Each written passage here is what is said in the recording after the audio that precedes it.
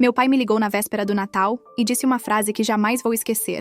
Você não está pronta para sentar conosco na ceia ainda, filha. É melhor você ficar em casa mesmo. Desliguei o telefone com as mãos tremendo, mas não de tristeza. Era de raiva pura. Naquele momento, eu não fazia ideia de que nas próximas 24 horas, minha vida inteira ia virar de cabeça para baixo. No dia seguinte, esse mesmo homem que me humilhou apareceu na porta da minha empresa, de joelhos, implorando para fazer parte da minha vida. Mas o que aconteceu nessas horas que mudou tudo? Como uma garota rejeitada pela própria família conseguiu virar o jogo de forma tão brutal? Essa é uma história de vingança, mas não do tipo que vocês imaginam. É sobre como eu descobri que às vezes a melhor vingança é simplesmente vencer. E quando você descobrir o que eu fiz naquela noite de Natal, vai entender por que meu pai nunca mais conseguiu olhar nos meus olhos da mesma forma. Para entender por que aquela ligação me destruiu tanto, vocês precisam conhecer a minha família. Meu pai, Roberto Silva, é um dos advogados mais respeitados de São Paulo. Sabe aqueles caras que aparecem na TV defendendo políticos e empresários bilionários? Esse é meu pai. Minha mãe, Patrícia, é apresentadora de um telejornal famoso. Vocês já devem ter visto ela no horário nobre falando sobre economia. Eles moram numa mansão em Alphaville, que mais parece um museu, cheia de troféus, diplomas e fotos com gente importante. Meus irmãos seguiram exatamente o script que meus pais escreveram para eles. Felipe, 3 anos mais velho que eu, é médico ortopedista e já tem uma clínica própria no Itaim Bibi. Camila, 2 anos mais nova, se formou em administração e hoje gerencia uma das empresas do grupo familiar. Os dois são os queridinhos, os orgulhos da família, como meus pais sempre faziam questão de dizer. E eu? Eu sempre fui a estranha. Desde pequena, eu me interessava por coisas que eles consideravam bobagem. Enquanto Felipe brincava de médico e Camila organizava as bonecas como se fosse uma empresa, eu desmontava eletrônicos para entender como funcionavam. Na adolescência, quando descobri sobre energia renovável, foi como se um mundo novo se abrisse para mim. Eu ficava horas pesquisando sobre painéis solares, sustentabilidade, tecnologias limpas. Mas para a minha família, isso era só uma fase. Eles achavam que eu ia amadurecer e escolher uma profissão séria. O único que me entendia era meu avô Antônio, pai do meu pai. Ele sempre dizia, essa menina vai mudar o mundo, vocês vão ver. Quando ele morreu, há 3 anos, deixou os 25 eles. 000 só para mim. Meus pais ficaram furiosos, dizendo que eu não merecia herança nenhuma enquanto não endireitasse minha vida. Mas vocês ainda não sabem o pior. Os jantares familiares eram verdadeiras sessões de tortura psicológica, e eu vou contar exatamente como eles me humilhavam na frente de todo mundo. Os jantares de domingo na casa dos meus pais eram meu pesadelo pessoal.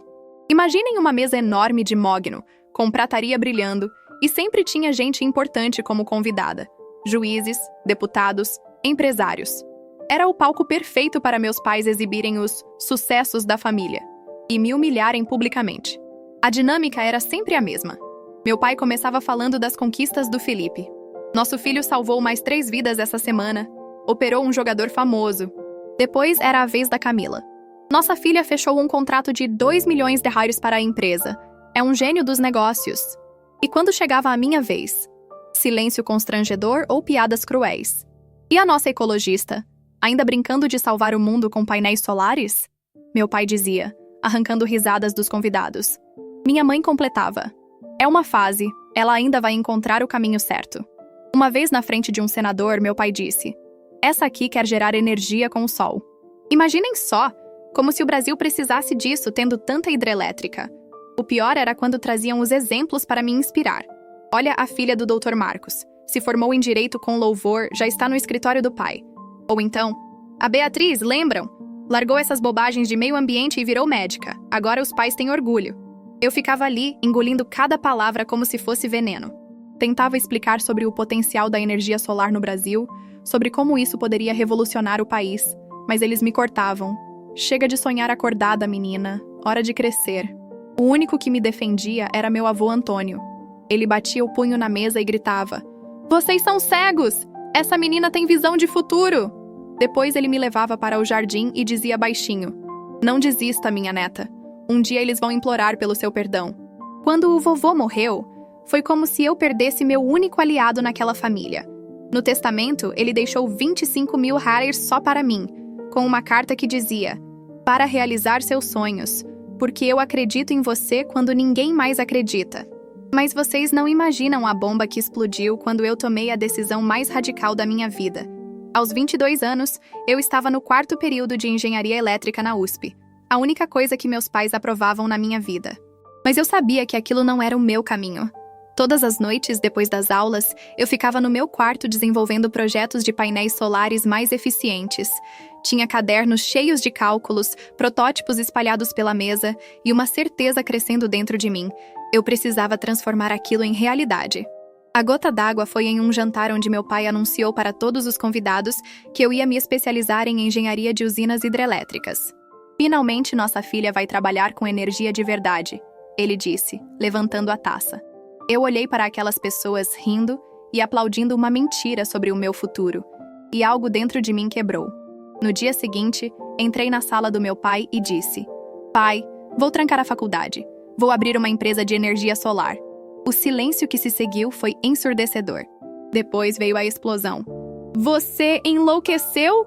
Depois de tudo que investimos na sua educação, você vai jogar tudo fora por essa fantasia? Minha mãe entrou na sala chorando. Filha, pelo amor de Deus, não faça essa loucura. Você vai se arrepender pelo resto da vida. Felipe e Camila foram chamados para uma intervenção familiar. Eles falaram por horas sobre responsabilidade, sobre não decepcionar a família, sobre como eu estava sendo egoísta. Mas eu já tinha tomado minha decisão. Vou fazer isso com ou sem o apoio de vocês, eu disse. A resposta do meu pai foi brutal. Então vai fazer sozinha mesmo. A partir de hoje, você não recebe mais um centavo desta família. Quer brincar de empresária? Então se vire. Em uma semana, eles cancelaram meu cartão de crédito, pararam de pagar minha mensalidade da faculdade e me deram um ultimato. Ou eu voltava para a engenharia, ou eu saía de casa. Peguei os 25, 000 da herança do vovô, minhas roupas numa mala, e saí pela porta da frente sem olhar para trás. Aluguei um quarto numa pensão em Pinheiros por $800 por mês. Para sobreviver, consegui um emprego como garçonete no Boteco do Zé, um bar que funcionava das 18 horas às 3 da madrugada. Durante o dia, eu trabalhava no meu projeto, e à noite servia cerveja para bêbados. Meus pais achavam que em 2 semanas eu estaria de volta, implorando perdão. Mas eles não conheciam a filha que criaram. 6 meses depois de sair de casa, eu estava exausta, mas determinada. Trabalhava no bar até às 3 da madrugada. Chegava no meu quarto às 4 horas, dormia até às 10 horas e passava o resto do dia desenvolvendo meu projeto. Vivia à base de miojo e café, mas tinha algo que meus pais nunca conseguiram tirar de mim: a certeza de que eu estava no caminho certo. Foi numa feira de tecnologia na Fiesp que conheci Lucas Mendes, um engenheiro elétrico formado pela Poli que estava desempregado há 6 meses. Ele parou no meu estande improvisado, uma mesa de plástico com meus protótipos de painéis solares, e ficou 2 horas fazendo perguntas técnicas. Cara, isso aqui é genial, ele disse. Você conseguiu aumentar a eficiência em 15% com um custo 30% menor. Como? Lucas se tornou meu sócio naquela mesma semana. Ele tinha a experiência técnica que me faltava, e eu tinha a visão de negócio e a paixão que ele precisava. Registramos a EcoSolar Brasil numa salinha de 20 metros quadrados na Vila Madalena, que custava $1.200 por mês. O primeiro investimento veio de Clara Ribeiro, uma executiva da Blue Sky Ventures que eu conheci num evento de startups. Ela tinha 45 anos, cabelos grisalhos e um olhar que parecia enxergar sua alma. Menina, eu já vi muita gente com boas ideias, mas poucas com sua determinação. Ela disse depois da minha apresentação de 10 minutos. Vou investir 120 000 na sua empresa, mas com uma condição. Você vai me reportar tudo, e eu vou te ensinar como transformar essa paixão em um negócio de verdade. Mas o caminho não foi nada fácil. Nosso primeiro projeto foi um desastre. Instalamos painéis num galpão em Osasco, e 3 dias depois, tudo pegou fogo por causa de um problema no sistema de refrigeração. Perdemos R$40 mil e quase fomos processados. Eu chorei a noite inteira, pensando que meus pais estavam certos. Lucas me encontrou no escritório no dia seguinte, com plantas espalhadas pela mesa. Vamos recomeçar, ele disse. Agora sabemos o que não funciona. Redesenhamos tudo do zero, testamos cada componente 10 vezes e 6 meses depois conseguimos nossa primeira instalação bem-sucedida numa escola municipal. Aos poucos, a EcoSolar começou a crescer. Pequenos contratos, indicações, algumas matérias em blogs especializados. Mas eu ainda era a garota que os pais rejeitaram, trabalhando 16 horas por dia para provar que não era uma sonhadora maluca. Até que chegou dezembro de 2023, e uma ligação que mudaria tudo para sempre. Era 23 de dezembro de 2023, 7 da noite. Eu estava no escritório da EcoSolar finalizando uma proposta quando meu celular tocou. O nome Papai, piscando na tela, me fez hesitar por alguns segundos. Fazia quase 2 anos que não falávamos. Atendi com o coração acelerado, pensando que talvez, finalmente, eles quisessem me ver no Natal. Alô, filha. A voz do meu pai estava formal, fria. Sua mãe pediu para eu ligar. Sabemos que você deve estar esperando um convite para a ceia de amanhã. Meu coração disparou. Depois de tanto tempo, eles finalmente iam me aceitar de volta? Mas a verdade é que você ainda não está pronta para sentar conosco na mesa, filha. As palavras dele me atingiram como um soco no estômago. Como assim, pai? Olha, você sabe como são essas ceias. Vamos ter o senador Carvalho, o desembargador Mendonça, o CEO da Petrobras, gente importante. E você ainda está nessa fase da sua empresinha de energia solar. Seria constrangedor para todos. Minha mãe pegou o telefone. Filha, você entende, né? A gente não quer que você se sinta deslocada. Quando você amadurecer, quando tiver uma profissão de verdade, aí sim você vai ter seu lugar à mesa. Meu pai voltou ao telefone. É melhor você ficar em casa mesmo. Talvez no próximo ano, se você voltar para a engenharia. Deixa eu entender, eu disse, tentando controlar a voz que tremia de raiva. Vocês estão me desenvidando do Natal da família porque acham que eu não sou digna de sentar na mesa com os amigos importantes de vocês? Não é questão de dignidade, filha. É questão de adequação. Você vai entender quando for mais velha. Desliguei o telefone sem me despedir. Fiquei ali, sozinha no escritório vazio, com as luzes da cidade piscando lá fora e o som do trânsito de véspera de Natal. Chorei por 5 minutos. Não de tristeza, mas de uma raiva pura que eu nunca tinha sentido antes. Lucas tinha viajado para Recife para passar o Natal com a família. Clara estava em Miami com os filhos. Eu estava completamente sozinha. Mas pela primeira vez na vida, isso não me incomodou. Porque naquele momento eu tive uma revelação. Eu não precisava mais da aprovação deles. Eu tinha algo muito mais poderoso. Eu tinha um propósito. Sequei as lágrimas, pedi uma pizza e abri meu laptop. Tinha uma proposta para terminar. Uma proposta que poderia mudar tudo. Se eles achavam que eu não estava pronta para a mesa deles, eu ia construir minha própria mesa. E vocês não fazem ideia do que aconteceu nas próximas horas. Eram 22h30 da véspera de Natal quando meu celular tocou. Era Rodrigo Santana, diretor de sustentabilidade da Energia Verde Brasil, a maior distribuidora de energia do país. Desculpa ligar nesse horário, mas temos uma situação urgente. Nossa equipe técnica não conseguiu resolver um problema na proposta que você enviou semana passada. Meu coração disparou. A Energia Verde Brasil tinha lançado um edital para o maior projeto de energia solar da história do país. 500 megawatts de capacidade instalada, valor estimado em 380 milhões. Era o tipo de contrato que poderia transformar uma startup numa gigante do setor. O problema é técnico, Rodrigo continuou. Seus painéis têm a melhor eficiência do mercado, mas nossos engenheiros identificaram um gargalo na dissipação de calor que pode causar perda de 20% da capacidade em regiões muito quentes. Preciso da solução até amanhã às 6h da manhã, senão vamos ter que escolher outro fornecedor. Desliguei o telefone e olhei para o escritório vazio. 6 horas para resolver um problema que poderia fazer ou quebrar minha empresa. Enquanto minha família estava brindando com champanhe francês, eu estava ali, sozinha, com a chance da minha vida escorregando pelos dedos. Liguei para Lucas. Preciso de você aqui, agora. Mas é véspera de Natal. Estou com minha família em Recife. Lucas, é o contrato da Energia Verde.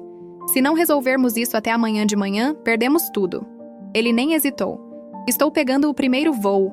Enquanto esperava Lucas chegar, mergulhei nos cálculos. O problema estava no sistema de refrigeração dos painéis. Em temperaturas acima de 45 watts, comuns no Nordeste, a eficiência despencava. Precisava de uma solução que fosse eficaz e economicamente viável. Lucas chegou às 2h da madrugada, direto do aeroporto. Trabalhamos lado a lado, cercados de café, pizza fria e folhas de cálculo espalhadas pelo chão. Às 4h30, tivemos o insight. Microcanais de refrigeração integrados ao próprio painel, usando um fluido especial que circularia por convecção natural. Isso pode funcionar, Lucas disse, os olhos vermelhos de cansaço. Mas precisamos simular tudo antes de enviar. Rodamos os cálculos no computador. 5h15. Os números batiam. 5h45. A proposta estava pronta. Às 5h58, enviei o e-mail com a solução. 2 minutos antes do prazo. Desabei na cadeira, exausta, mas com uma sensação estranha no peito. Não era só cansaço, era a certeza de que algo muito grande estava prestes a acontecer. O telefone tocou às 7h30. Era Rodrigo. Vocês são gênios. A solução é perfeita. Parabéns, vocês ganharam o contrato. Naquele momento, eu ainda não sabia que minha vida tinha acabado de mudar para sempre. Parabéns, vocês ganharam o contrato. As palavras do Rodrigo ecoaram no meu ouvido como se fossem irreais. Lucas me olhava com os olhos arregalados, ainda não acreditando no que acabara de ouvir. Você pode repetir isso? Eu pedi com a voz trêmula. EcoSolar Brasil acaba de ganhar o maior contrato de energia solar da história do país. 380 milhões. Instalação em 12 estados, prazo de 18 meses. Vocês vão assinar na segunda-feira, mas eu queria dar a notícia pessoalmente. Rodrigo parecia mais empolgado que nós. Essa solução de refrigeração que vocês criaram é revolucionária. Vamos patentear juntos e licenciar para o mundo inteiro. Desliguei o telefone e olhei para Lucas. Por alguns segundos, ficamos em silêncio absoluto. Depois ele gritou: "Conseguimos!" E me pegou no colo, girando pela sala. Eu comecei a chorar. Não de tristeza, mas de uma felicidade tão intensa que doía no peito. Às 9h da manhã de Natal, meu celular não parava de tocar. A assessoria da Energia Verde havia enviado um comunicado à imprensa, e a notícia já estava nos principais portais. Startup brasileira bate recorde mundial em contrato de energia solar. Jovem empresária de 24 anos revoluciona setor energético no Brasil. EcoSolar, a empresa que nasceu num quarto de pensão e fechou contrato de 380 milhões. O Globo, Folha, Estadão, todos queriam entrevista. A CNN Brasil me ligou pedindo participação ao vivo no Jornal das 12 horas. É inacreditável, disse a repórter. Uma empresa de 2 anos, fundada por uma jovem que largou a faculdade, acabou de fechar o maior contrato do setor. Como você se sente? Me sinto como alguém que nunca duvidou do próprio sonho. Eu respondi, pensando na ligação dos meus pais na noite anterior. Às vezes as pessoas que mais amamos são as que menos acreditam em nós. Mas isso não pode nos parar. Clara me ligou chorando de emoção. Menina, você fez história. Meu investimento de R$120 mil agora vale 50 milhões. Lucas estava recebendo ligações de headhunters oferecendo fortunas para ele sair da empresa. Nem pensar, ele disse. Essa é nossa vitória. Mas o melhor ainda estava por vir. Às 14 horas, meu celular tocou com um número que eu conhecia muito bem. Era meu pai. Atendi com o coração disparado. Filha, nós vimos no jornal. Parabéns. A voz dele estava diferente, humilde, quase sussurrada. Obrigada, pai. Escuta, sobre ontem, talvez a gente tenha se precipitado. Talvez? Eu perguntei, sentindo uma força nova na minha voz. Filha, a gente pode conversar? Pessoalmente? Eu olhei pela janela do escritório, vendo São Paulo se movimentar no dia de Natal, e sorri. Claro, pai. Vocês sabem onde me encontrar. O que aconteceu no dia seguinte foi ainda mais surreal. No dia 26 de dezembro, eu estava no escritório organizando os documentos para a assinatura do contrato quando ouvi vozes conhecidas na recepção. Eram 10 horas da manhã e pela janela de vidro vi toda a minha família entrando. Meu pai de terno, minha mãe com um buquê de flores, Felipe e Camila atrás, todos com sorrisos forçados. Surpresa! Minha mãe gritou quando entrei na recepção. Viemos parabenizar nossa empresária. Meu pai se aproximou com os braços abertos.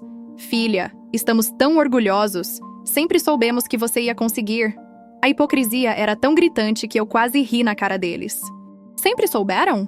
Eu perguntei cruzando os braços.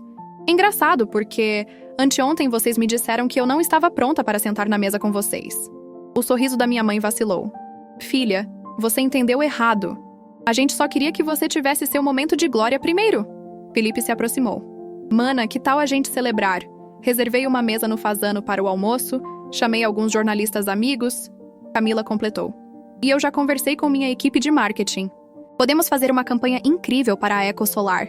Mostrar que vocês são uma empresa familiar. Empresa familiar? Eu repeti, incrédula. Vocês cortaram meu apoio financeiro, me expulsaram de casa, me humilharam por anos e agora querem fazer parte do meu sucesso? Meu pai tentou me interromper. Filha, família é família. Erros acontecem, mas o importante é que estamos aqui agora. Estão aqui agora porque viram no jornal que minha empresa vale 50 milhões, eu disse, sentindo uma calma estranha tomando conta de mim. Onde vocês estavam quando eu trabalhava como garçonete para pagar o aluguel? Onde estavam quando meu primeiro projeto pegou fogo e eu quase desisti de tudo? Minha mãe começou a chorar. Filha, a gente errou, mas somos sua família. Você não pode nos abandonar assim. Abandonar? Eu ri amargamente. Vocês me abandonaram primeiro. Anteontem mesmo, vocês me disseram que eu não era digna de sentar na mesa com vocês. Meu pai mudou a estratégia. Olha, vamos ser práticos. Você precisa de advogados para esse contrato. Eu posso ajudar. Precisa de exposição na mídia. Sua mãe tem contatos. Precisa de gestão financeira. A Camila é especialista. E o Felipe? Eu perguntei. Ah, ele pode cuidar da sua saúde, porque esse estresse todo não faz bem. Meu pai respondeu. Entendi. Eu disse, caminhando até a porta e abrindo ela. Vocês querem transformar meu sucesso no sucesso de vocês. Querem que eu esqueça anos de humilhação porque agora sou útil para a imagem da família. Olhei para cada um deles. Mas sabem o que eu aprendi? Família de verdade não é quem divide seu DNA. É quem acredita em você quando todo mundo desiste. Então é isso? Meu pai perguntou, vermelho de raiva. Você vai nos expulsar da sua vida? Não. Eu respondi calmamente. Vocês já se expulsaram há muito tempo. Eu só estou oficializando. E foi nesse momento que tomei a decisão mais libertadora da minha vida. Depois que eles saíram do meu escritório naquele dia, eu me sentei na minha cadeira e senti algo que nunca tinha experimentado antes. Paz completa. Pela primeira vez na vida, eu não precisava da aprovação de ninguém. Bloqueei todos os números da minha família no celular, nas redes sociais, no e-mail. Não foi por vingança, foi por amor próprio. Lucas entrou na sala e me encontrou sorrindo. Como você está tão tranquila depois dessa bomba? Porque eu finalmente entendi uma coisa, eu respondi. Eles nunca foram minha família de verdade. Família é quem fica do seu lado nos momentos difíceis, não quem aparece só na hora da glória. E eu tinha uma família de verdade. Lucas, que largou o Natal com a família dele para me ajudar numa madrugada decisiva. Clara, que acreditou em mim quando eu era só uma garota com um sonho maluco. E Júlia, minha namorada há 8 meses, que conheci num evento de sustentabilidade e que me apoiou mesmo quando eu trabalhava 16 horas por dia. 3 meses depois da assinatura do contrato, criei o Instituto Antônio Silva, em homenagem ao meu avô, com 250 mil reais do meu primeiro lucro. O Instituto oferece bolsas de estudo e mentoria para jovens empreendedores que, como eu, têm sonhos grandes, mas não têm apoio familiar ou financeiro. Para aqueles que acreditam no impossível, está escrito na entrada. Meus pais tentaram me procurar algumas vezes através de terceiros. Soube que meu pai disse para alguns colegas que sempre apoiou a filha empresária. Minha mãe deu uma entrevista dizendo que sempre soube que a filha seria bem-sucedida. Felipe e Camila criaram perfis no LinkedIn se vangloriando de serem irmãos da fundadora da EcoSolar. A hipocrisia não tem limites. Hoje, 2 anos depois, a EcoSolar tem 200 funcionários, escritórios em 5 estados, e acabamos de fechar nosso segundo contrato de 500 milhões. Júlia e eu compramos uma casa em Pinheiros, não uma mansão em Alphaville, mas um lar de verdade, cheio de plantas, painéis solares no teto e fotos com pessoas que realmente importam. No último Natal, fiz uma ceia para minha família escolhida. Lucas e sua namorada, Clara e os filhos, Júlia, e 10 jovens do instituto que não tinham onde passar a data. A mesa era simples, a comida caseira, mas estava cheia de amor, risadas e pessoas que acreditam umas nas outras. Às vezes me perguntam se não sinto falta da minha família biológica. A resposta é não. Sinto falta da família que eu imaginava ter, mas essa nunca existiu de verdade. O que existe agora é muito melhor. Pessoas que me escolheram e que eu escolhi de volta. Eles me disseram que eu não estava pronta para a mesa deles. Hoje, eles imploram por uma cadeira na minha, mas algumas portas, quando se fecham, não se abrem mais. E está tudo bem assim.